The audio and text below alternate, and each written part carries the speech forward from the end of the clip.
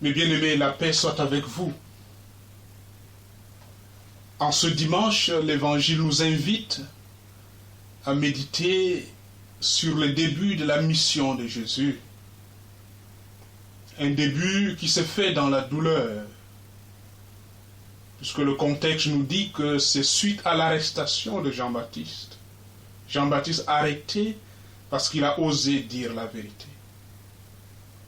Et c'est suite à cette arrestation que Jésus décide de prendre le relais pour que la bonne nouvelle ne soit pas étouffée. Et pour cela, il quitte Nazareth pour aller à Capharnaüm. Capharnaüm, cette grande ville de commerce, ville de rencontre des peuples.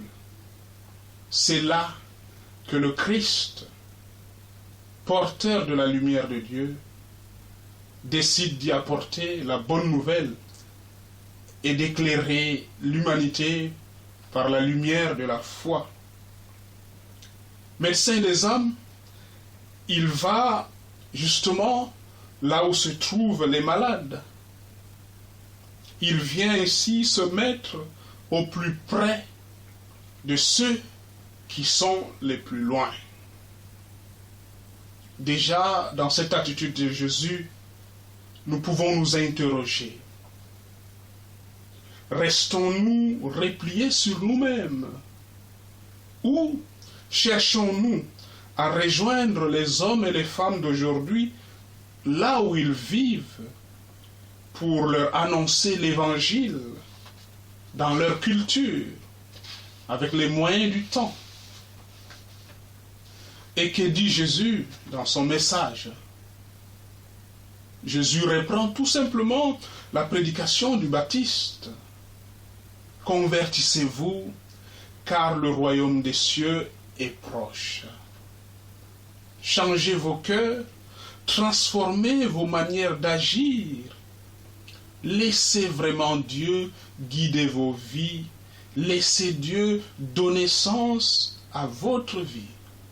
Tel est le message du Christ.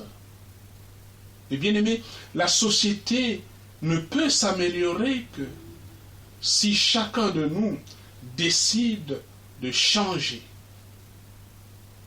Demandons-nous quelle est la conversion que je peux faire dans ma vie en ce moment précis, dans ma famille, dans mon entourage, dans mon métier.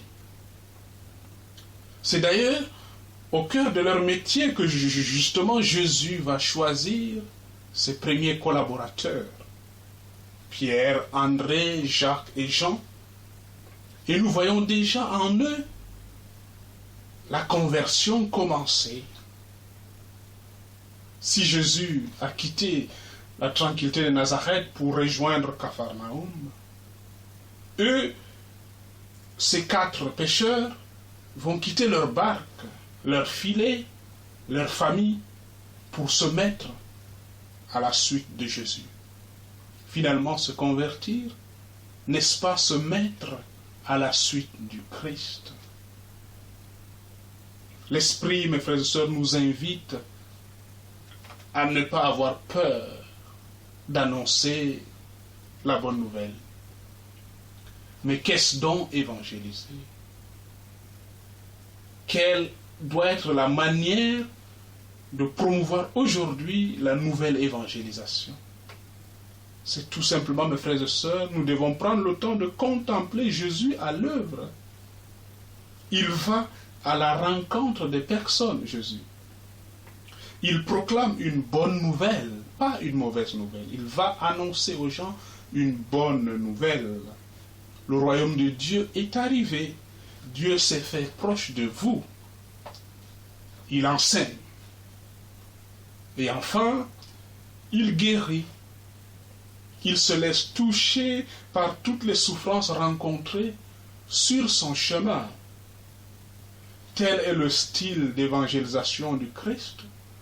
Tel doit être le style de notre évangélisation. Que le Seigneur purifie en nous tout ce qui ne va pas et nous donne la grâce justement d'être dans ce monde le témoin de sa tendresse et de sa joie. Allez dire à tous les hommes, le royaume est parmi vous. Alléluia, alléluia, le royaume est parmi vous. Allez dire à tous les hommes, le royaume est parmi vous. Alléluia, alléluia, le royaume est parmi vous. Bon dimanche à vous tous.